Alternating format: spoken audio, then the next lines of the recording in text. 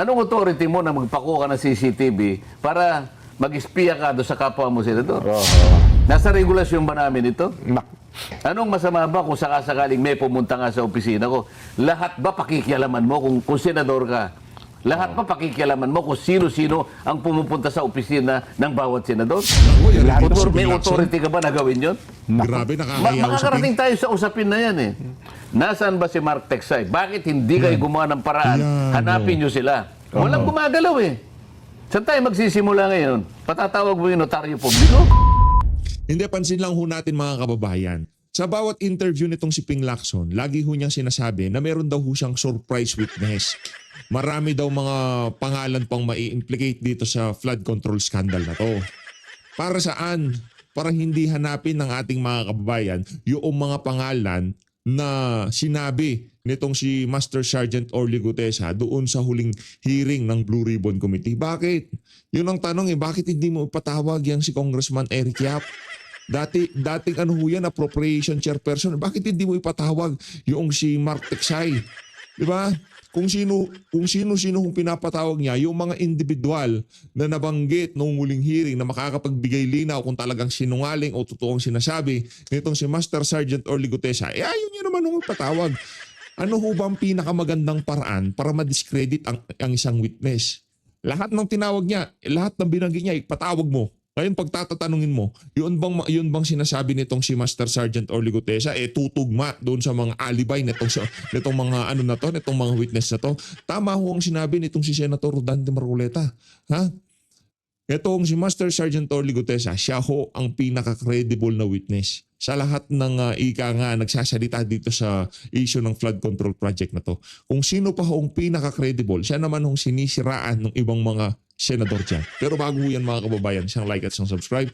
Masaya na ho tayo dyan sa mga gusto sumahal sa ating community. Yung join button, nandyan lang ho sa baba. Ang sabi ko sa iyo, Zaldi ko, uwi ka na. Umuwi ka na baby, di ba? Ayan o, marami na nag-aabang sa'yo sa airport. Hindi ka naman masisiro. Ako, susunduin kita. Yan ang sigurado, Zaldi ko. Di ba? Yan nung ano na yan, yan nung mga kababayan nating gigil na gigil diyan sa uwi nitong si Zaldi ko. Yan ho, hindi ho sila masasatisfy. Hindi ho yung tipong hindi sila yung masosolve na. Kumbaga pagkabusog na, ayaw mo na. Okay na yun eh. Ito ho, hindi ho yan eh. Kumbaga appetizer pa lang ho yung si Zaldi ko. Wala pa ho tayo doon sa wala pa ho tayo doon sa main course. Ang main course ho natin, yung talagang pinananabikan natin, gusto ho nating mayari dito sa issue na to, si Martin Romualdez at ang ating dessert itong si Marcos Jr. Yan ho kasi hindi ho mangyayari lahat ng kabalintunaan na yan, ika nga ni Senator Rodante Marcoleta, kung talagang siniyasat nitong si Marcos Jr. ang 23, 24, 25 national budget. Oy, alika nga kayo dito. Mga walang niya kayo, mga congressman kayo, mga walang kabusugan kayo. Bakit ang dami ng program appropriation dito? Anong gagawin niyo dito sa mga to? Ang dami nating papagawang classroom, kalsada pala yung iba.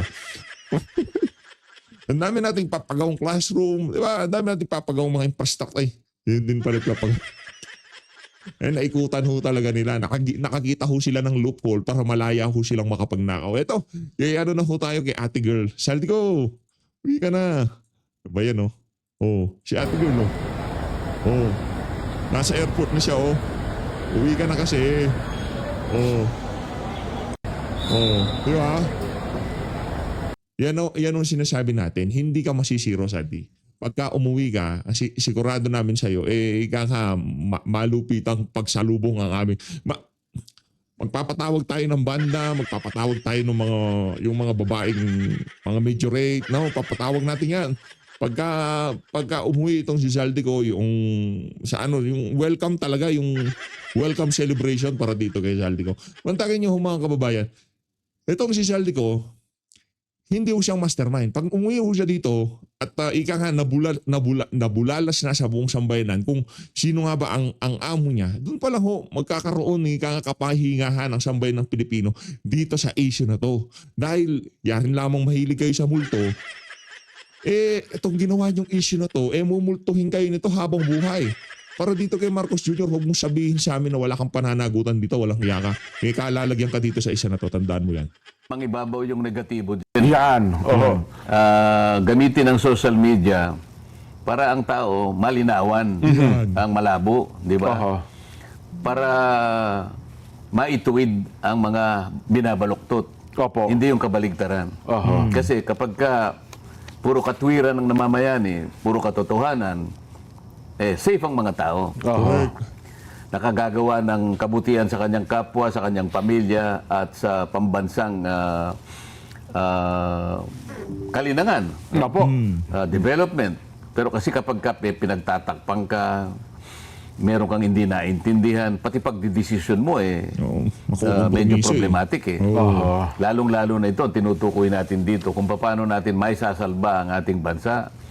Paano natin marirecover, paano natin maihinto ang napakalaking korupsyon na nangyayari sa magitan pa lamang nitong flood control projects na pinagtatalunan natin. Dito makikita mo, ang nakakatakot dito, ang pinakamalaking tragedy dito, trahedya dyan. Opo. Yan. Hindi yung ang tao makaalpas sa hustisya Kasi dito sa pagtatakip nila, baka sakaling, ang kanilang pasya rito, ang kanilang kagustuhan dito, mapagtakpan, maproteksyonan ang mga taong dapat ay magkaroon ng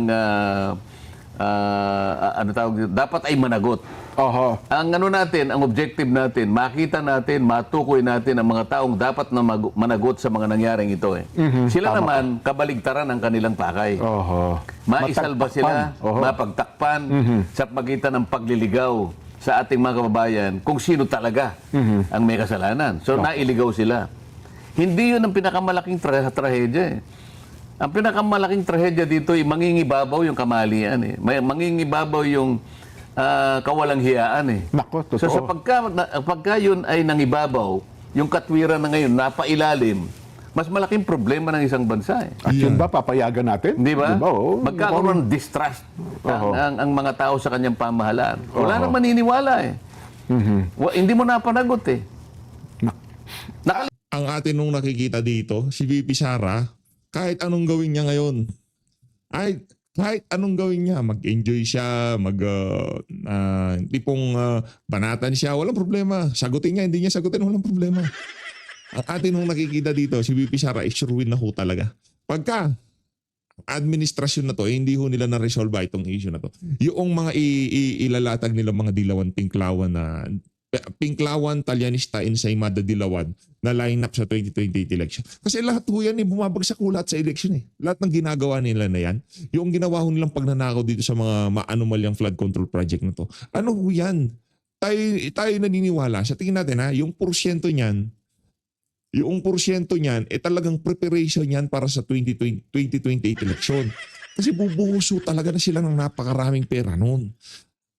Ang mangyayari kasi dito sa 26, sa susunod na taon or 27 or 27-28 budget, mahihirapan nung silang gawin yan kasi malaki-laking pondo ang kailangan para tumakbo ng pagka-presidente. Yang si Martin Romualdez, ambisyoso ho yan. Kahit wala akong alam, inutil o pabigat lang sa bansa na to, pinipilit pa rin ho niya na maging presidente sa 2028. Kaya siguro talagang ginawa ho nila yung mga kabalintunaan na yan. Kaya para mantakin niyo ho mga kababayan, sinabi ni Master Sergeant Orly Gutesa, mali-malitang rimuwa na bag naglalaman ng 45 million pesos kada isa. Ganun ho katindi. Ang mangyayari ho siguro sa 2028, bahagi yun ng kanilang gagastahin sa kanilang kampanya. Hindi ho malabo. Yung ang tawagin yung mga sinyalis nandun balak magpresidente, Rimowa bag, mali-maliit ang pera, di ba? Kaya ayusin nyo to, Marcos Jr., kasi nasabi ko sa inyo. Hindi kayo palalampasin na sambay ng Pilipino dito. Kahit sino pa ang i-line up nyo dyan, sigurado ho natin dito sa PH Update. Pagka hindi na-resolve to, may kalalagyan kayo. Nakaligtas yung dapat managot, pero more than that, hindi nakaligtas ang bayan doon sa hustisya na kanyang hinahanap. Hindi niya ngayon nakamit yung hustisya na dapat nakamit ng mamamayan doon sa pag-alipusta ng kanyang kabangbayan. Saan bigyan na natin ng mas dagdag na emphasis? Bagat nabanggit nyo na kanina, gaano ba ang importansya itong si Gutesa? Bakit mukhang ito ang pinaproject ngayon, ano, at mukhang talagang seryoso silang i-discredit si Gutesa. Hanggat maaari lang, siguro sa susunod na pagdinig, huwag na itong lumutang eh. Kasi hindi na rin matagpuan ngayon at hindi na malaman kung saan nila hahanapin. Diyan mo makikita ang kahalagahan Opo. ng testimony ni Gutesa. Ayun, oho.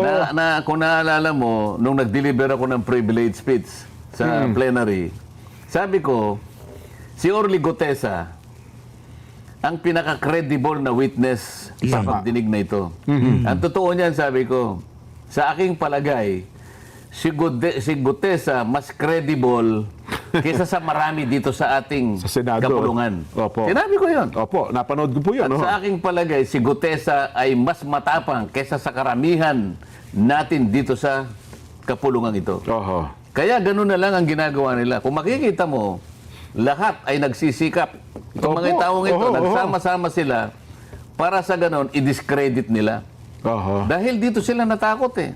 Sabi ko nga sa'yo, napaka-credible ng kanyang Testimonya. testimony. Opo. Imbes na ipatawag yung mga taong binanggit niya. Halimbawa, binanggit niya si Congressman Eric Yap. Opo. Oh. Nakita niya siya nagdala ng pera ron Opo, eh. oho. Tinawag ba si Eric Yap? Hindi tinawag eh. Oho. Hindi ba pinakamaganda ron tatawagin mo para kung gusto mong baliwalain, i-discredit si Gutesa, paharapin mo si Eric Yap, siya mismo magsasabing hindi po totoo yan. O iharap mo. Tinawag niya rin yung, sabi niya, yung nagbibilang at tumatanggap ng pera sa bahay ni Saldico, diyan sa Valle Verde, ay isang taong nangangalang John Paul Estrada. Opo, Yan. oho. Tama ba, Estrada? Tama po, opo, oho. At saka Mark Texay. Oho. Bakit hindi mo ipatawag yun? Isip-isipin mo, napunta tayo doon sa pirma ng abogadang nagnotaryo. Oho. Samantalang yung malalaking tao na mag-uugnay kung totoo o hindi, doon nga natin mababalasa kung totoo nga sinasabi ni Gutesa, ipatawag mo. Oho. Ayaw nila ngayon. Takot na takot sila ngayon. Na ipatawag silang lahat. Bakit? Credible yung tao eh. Yun pala. Yun ang sagot na sa tanong mo. Opo. Credible, kaya pinipilit nila. O ngayon, Pinipilit nilang gibain talagang si Gutesa, ito no? yung pinakahuli ngayon. Opo. Kahapon lang yata ito. Pinilit lang ako ni Defensor at ni Marcoleta. Isipin mo, para gibain. Ang tindi, Kasi no? talagang matindi yung kanyang ano eh. Oho. Matindi ang kanyang pahayag at very credible. Oho. He has nothing to gain, he has everything to lose. Opo. Kaya palang sabi, hindi raw matagpuan. Kung ako naman si Gutesa, matapos ang aking statement Eh, binantaan siya eh. magtatago din talaga ako. May gusto siyang puntahan siguro. Kahit tayo ho mga kababayan, no, kung tayo si Master Sergeant Orly Gutesa, hindi nyo na ako makikita. 5 milyon ba naman nakapatong sa ulo nyo? Di ba? Ilang ano ba yun? 5 piraso lang noong daang-daang milyong mga perang hinahatid nila sa Paul's Park. Kunyari 45 milyon yun. Yung naghahatid, kung gusto nilang ipatrabaho, 5 milyon lang. Babawasan lang nila ng 5 milyon yung 45 milyon. Diba? Ano ba naman yung kada 1 milyon ho dito sa mga walang yang magnanakaw na politiko na to? Yung 1 milyon ho sa kanila, parang 100 piso lang yan. Ganon ho sila katindi. Ganon, hindi ho nila ano yan, hindi ho sila magdaramdam dyan sa 1 milyon na yan. Parang 100 piso lang yan sa kanila. As in, mantakin nyo, yung mga anak ho nila, gumagasta ng 700,000 pesos sa isang hapunan lamang. Diba? Isang hapunan lang ho yung mga kababayan. Yung pamangkin nitong si Saldico, di ba, nakita nyo, 700,000 yung nasa resibo. Oh, ganun ho sila kalakas. Gumasta ng pera. Punta siya. Dati parang ano na, end of the world na ho kasi. Yung ayaw mo na sa pera mo, sige, gastahin ko na lahat to, end of the world na eh. Para siguro takutin, para sa ganun o kayo, operan siguro. Lahat gagawin nila para sa ganun ay yung kanyang testimony ay mabaliwala. Oho. May mantakin nyo, mismong tagapagsalita. Sabihin yung buong pamunuan ng Philippine Navy na nasa sa ilalim po niya ang Philippine Marines, abay nagpa-press con pa para lamang sabihin hindi namin kinukupkup itong si Gutesa. Sapagkat parang 2021 pa yata na ito ay retiro at wala na po kaming kaugnayan, anumang kaugnayan dito kay Gutesa. Yun po. Harinawa. O, di ba? Harinawa. Ganun ang lumabas na katotohanan. Pero, ang alam ko, base na rin sa pagsasalita ni Mike Defensor, mga katropa niya sa Yan, opo. sa Marines. Hindi naman niya sinabing mismong opisyalis ng kasalukuyang Yung pamunuan ng Philippine pamunuan Marines. ng Philippine Marines. Opo. Eh, Talaga talaga naman. Ping, ha? Ito kasi si Pinky masyado niya liniliteral lahat ng bagay-bagay Ang dating nung sinabi na, nasa Marines, yung mga kaibigan niya, yung mga tropa niya, yun ang pumuprotekta sa kanya. Yan talaga si Pinky, yung panggulo sa Pilipinas. Mukhang ganun nga po ang mangyayari dyan. So, yun pala. Ngayon natin naunawaan at sana nare-realize din ng ating mga taga-subaybay sa kaya ko po pinabigyan ng emphasis sa inyo para ma-realize nila, ganun pala. Kaya pala ganun ang tindi ng pagsira sa kredibilidad nitong si Gutesa. Damaging pala. Ito ang pinakamabigat. Opo. Na pahayag na nangyari sa pagdinig ng Blue Ribbon Committee. Kaya lahat ng bala ay pinipilit na ituon kay Oo. Orly Gutesa. Oo. Para sirain. Para sa ganun, pahinain yung inilabas niya Oo. na pagsasalaysay sa Blue Ribbon Committee. Sa anumang paraan. At ang paraan na ginamit nila ay puro kasinungalingan. At meron pang lumutang na hinuha. Naku, yan anya, 30 minuto bago yung aming pagdinig. Dumaan sa opisina ni Senador Marcoleta, kitang-kita namin sa CCTV.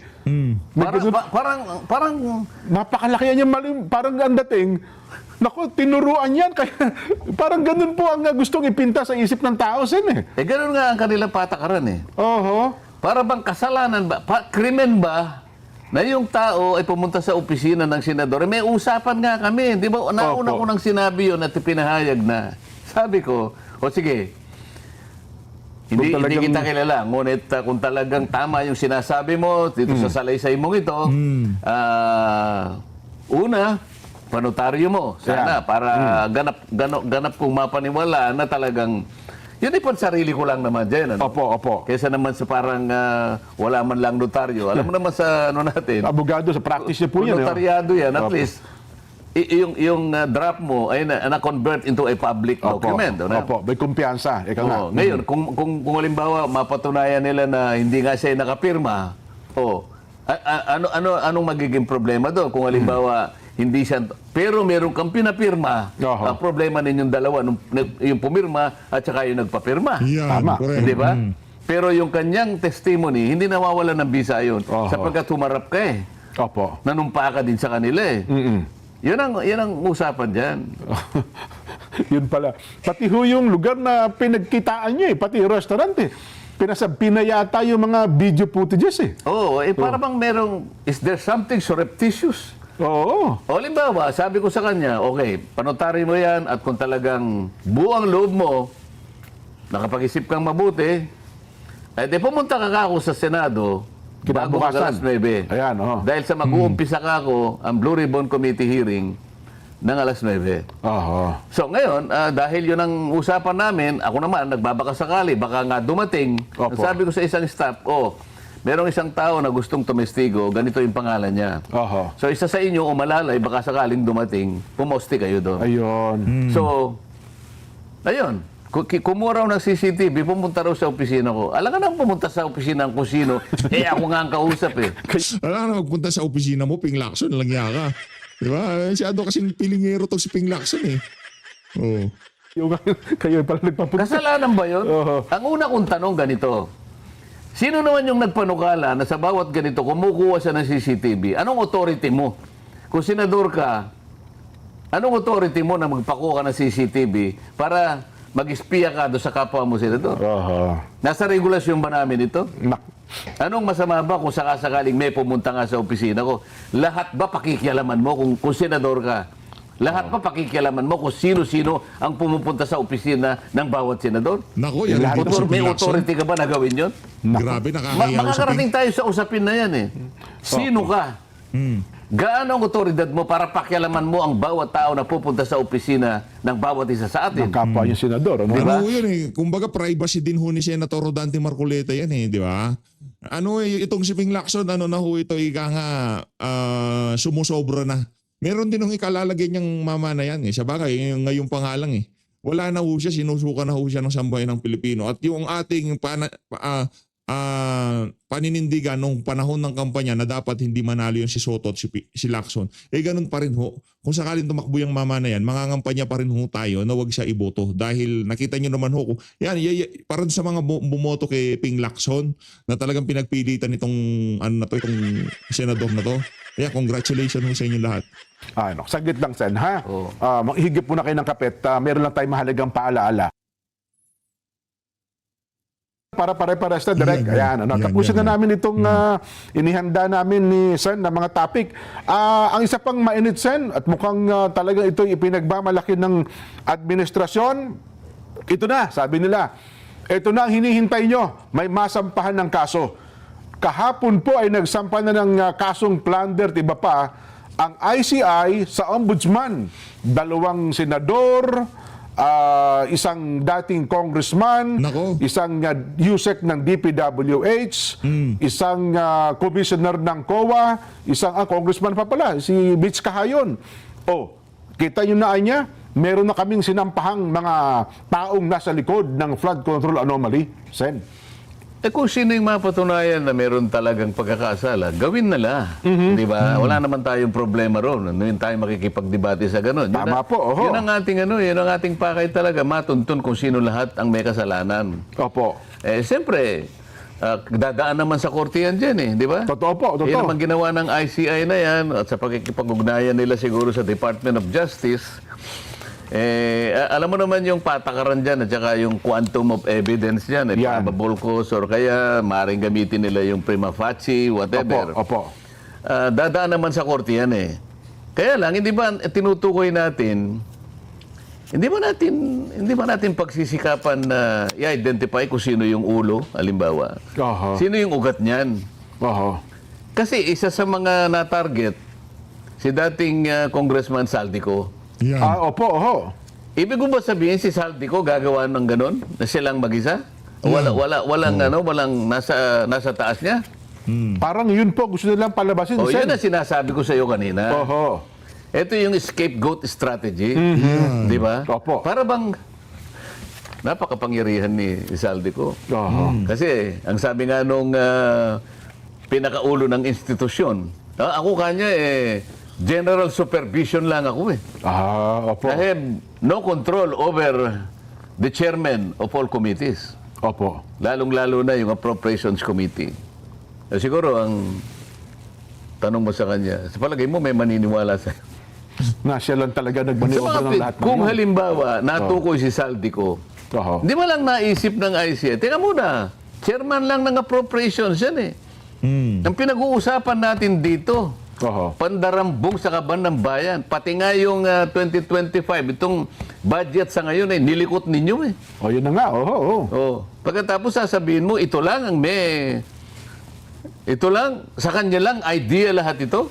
Nako. At tawagin mo kasi yung isa para ngayon dito sa Blue Ribbon makita natin. Para sa ngayon, maisaayos natin, makumpleto natin yung tinatawag nating investigation in aid of legislation. Ayun, matukoy talaga. Hindi police investigation. Oho. Di ba? Matukoy at maitama yung sistema, Sen, no? Kung talagang ganun kasi nga. kung halimbawa, hanggang dito ka lang sa appropriations na para bang akala mo naman totoo. Oho. Kasi pinaniwalaan nila na hanggang dito lang ako Ako supervision lang ako, I have no control. Nako naman. At yun namang sa DPWs, hanggang USEC lang. Doon kay USEC Bernardo lang. Kaya nga. Di ba? Parang Sino bang hinihingan ng pondo? Itong mga ahensya ng pamahalaan pagka meron silang speech at pinatawag itong si Martin Romualdez. Di ba nagmamakaawa sila? Itong si Angara, nung nagkaroon ng malakihang pagtitipon, parang Teacher's Day siguro yun. Di ba pinatawag ho nila lahat ng mga teacher. Tapos nagtalumpati itong si Angara, nandoon itong si Martin Romualdez, itong si Kokak. Di ba kanino ho ba sila nanghingi ng pondo? Kay Kokak ba? Kay Saldico ba? Hindi. Kay Martin Romualdez ho sila nagmamakaawa, nagmamaniknuhod na Mr. Speaker, next dapat dagdagan nyo naman daw ang pondo ng ganito, yung teachers ganito, budget ganito, di ba? Gaganyan-ganyan si Romualdez ng mga panahon na yun. Parang ganun Yun ang hindi ko sinasabi na wag nating Papanagutin, isama oo. yung mga maliliit na tao. Interesado tayong lahat na isama lahat ang merong kaugnayan dyan. Maliit man. Kahit gaano kaliit, isama natin yan. Wala tayong sasantuhin dyan. Opo. Wala tayong sisinuhin. Kaya lang, manatili naman sa ating direksyon. Sino ba talaga pinag-ugatan yan? Yan. Ayun. Malinaw naman yung sinasabi na nga ni Gutese, eto po, galing dito yung pera, dinala po dito. Hindi ka man lang natigatig doon. At hindi maliit na pera, Sen, ha? Hindi maliit na pera yun. Malitang pera yun. Oo. Hindi mo lang ipatawag kung sino-sino yung mga taong binanggit niya. Oo. Nasaan ba yung dalawang binanggit niya? Nasaan ba si John Paul Estrada? Nasaan ba si Mark Texay? Bakit hindi kayo gumawa ng paraan? Hanapin nyo sila. Walang gumagalaw eh. Saan tayo magsisimula ngayon? Patatawag mo yung notaryo publiko? Hindi, siguro kaya wala pinapatawag kasi 14 pa yata ang balik ng Blue Ribbon, Sen. Kasi nagbigla kayong nagpahinga. di Yun ba? pa nga eh. Buti nasabi mo yan. Bakit? Kung talagang gusto nating wag tayong maglilikat dito. Bakit? Yung budget naman, kahit nakabakasyon kami. Ako nga pala, no? Naghihiring kayo. Di ba, sumasama rin ako dyan hanggat kaya kong puntahan. Sumasama ako sa pagdinig ng budget natin. Ibig ba sabihin, yung sa budget nakapagdinig kami, yung Blue Ribbon, ibig sabihin, magpapakabakasyon kami hanggang gusto namin. Oho. Makakapamili ba kami ng halos isang buwan, walang nangyari? Samantalang yung budget hearing, every week meron kami. Opo, napapanood namin. O hindi nyo napansin, Araw-araw bakit na na lang inihinto? Oho. Bakit meron pang nag-resign na chairman? Oho. O pagkatapos sasabihin niya lang na kukunin niya uli. O dahil nga gusto lang nilang ihinto ng ganun. Baka sakaling may magawa sila na mapagtakpan ng napakaraming mga bagay. Napansin niyo ba, Oho. mga kababayan? Kailangan maging maliksi po kayo ngayon. Huwag po kayong kukurap. Bawal ang kumurap ba ngayon? Bawal ang kumurap. Kurap ang ibig ko sabihin sa mata. Kasi Ayun. pag kurap po ninyo, baka Ayun. iba po yung makita nyo. Blink pala yung tinutuyo. Kala ko Oo. yung kurap na. Huwag po kayong kukurap. Isa sa Ayan. mata po. Ibig Oo. lang sabihin ay talagang maging mapagbantay kayo. Mapagbantay. Maging vigilant kayo. Oho. Ayun. Mukhang ano, Sen, well, sa pagpasok po ni Ombudsman Boying Rimulya, ang nangyari ngayon, halos araw-araw po, may press ko ng Ombudsman. Sabi nga nung ilang mga tumitingin, isang Ombudsman na sikreto dati, tahimik, at ngayon po naman ay daily press con ang ating bagong Ombudsman. Pero hindi mo ba i-discuss paano kang nakakuha ng clearance ka mo? Hindi, usapin kasi dyan hindi ka pwedeng maisama do sa shortlisting Opo. kapag wala kang clearance galing sa ombudsman, di ba? Ay, SOP po yun, di ba? Requirements po yun, Oo Sen. nga. Oo. Kaya lang, bakit ka nakakuha ng clearance? Hindi mo ba sisya sa atin yun? Paanong Yan. si... Kasi Oho. si Mayor Baste, the acting mayor of Davao City, Opo. nag-file siya ng kaso laban sa maraming opisyalis ng ating pamahalaan kasama na noon ay Secretary of Justice Boying Rimulya. Rimulya. Tama po, oo. Hindi lang naman siya, kundi yung marami pa. Opo. Ito ay patungkol dun sa pagkakahuli, pagkaka-detain sumandali, at pagkaka-transport ni dating Pangulong Duterte sa The Hague. Oho. Ano ang petsa nung kanyang complaint na ipinail Opo. sa ombudsman na docket mismo? Oho. Anong petsa? Hindi ko na matandaan yung date, Sen. September 15. Ah, Ayan. okay. Oo. Okay. Bago pa maitalaga. Bago pa may talaga Opo, oo, Kasi oo. ang nakatalaga is an OIC ombudsman. Ang Opo. pangalan, Dante Vargas. Opo. O, di ba? Yes po. Oh. Naitanong ko kay nung budget hearing ng DPWH kasi may kasangkot na pangyayari diyan. Okay. Opo. Oo. Kasi gumawa ng office order si dating ombudsman, acting ombudsman Dante Vargas. Di ba? Ang petsa ng kanyang office order, September 17, 2025. Okay. Oo. Oo. Sabi niya, lahat ng mga na-file na kaso sa nakarang 10 araw bago itong effectivity ng aking September 17 na office order Opo. ay aalisan ng docket number. Ba? Oho. Ibig sabihin, yung memorandum order ng dating ombudsman. Martires, Samuel Martires, opo. na nag-require siya ng double docketing, Opo. sinuspindi niya yon. Sa mga Opo. tweet, yung 10 araw bago 17, magmula September 7 up to September 16. Opo. Nasama siya. Nasama ngayon September 15. Nakuha mo ibig ko sabihin? Opo, So, anong epekto kapag ka nawala yung docket number? Eh di parang baliwala na rin po yung ano. Hindi, tanungin mo ko. Ay, ano nga po epekto nun? Ano po epekto pag nawalan docket number? Oh. Siya ito nga excited eh. Tanungin mo muna ako. Opo. Ayun. Kapag ka naman, sangayon din doon sa office order ni Dante Vargas, yung acting, mula sa pagiging active case, Opo. mapupunta sa case being evaluated. So, for evaluation. For evaluation. Sa mga tweet, hindi siya kaso. Oho. So, hindi siya kaso, walang kaso si Walang kaso si Boying. Remulla. Tama. So, nakakuha siya ng clearance. clearance, Tama? opo. Yun ang nangyari din eh. Oho. O, paano nasangkot yung DPWH? Paano nga po nasangkot sila? September 11. Ilang araw lang. Oho. Hindi kasama siya doon sa 10 araw eh. oo. Sinabi ko sa iyo, 10 araw bago September 17. Mahalagang pangyayari pala yun. September 7 to 16. Opo. 10 araw yun. Oho. September 11, Oho. nag-file ng kaso ang DPWH doon sa 20 mga opisyales na di umano'y sangkot sa sa flood control. Tama. Oho. At mula doon sa complaint na isinampa ng nagpetisyon na si DPWH, Secretary Vince Dizon. 16 ang sinuspinde. Opo. So, tanong mo sa akin, anong basis ng suspension? Ano nga po magiging basis nun? Wala na palang ano. Nawala yung docket number dito sa kanila eh. Oho. Tinanong ko sa kanya, ano? Your Honor, sabi niya, hindi nga ako na, ano nga ang basis? Oo. Ngayon, sinasabi ko lang, yung nasuspindi, hindi dapat nasuspindi. Sabi kasi wala ng basis tinanggal eh. opo. Wala ng docket number eh. Oo. Kasi, yung complaint niya, na-relegate sa status na for evaluation. For evaluation ka pa. na mangyayari. Oo. So, walang kaso. Ano ngayon ang basis? Ba't mo sinuspindi? Yung 16. Dapat pala ibalik niya yun. Dapat sagutin ni Dante Vargas ngayon yun. Oo. Di ba? Yeah. Kaya nasabi ko, merong pabor sa'yo, merong hindi pa pabor sa'yo. Oo. Sabi ko sa kanya, ito yung problema. When you pray for rains, Ay, opo. Di ba? Oho.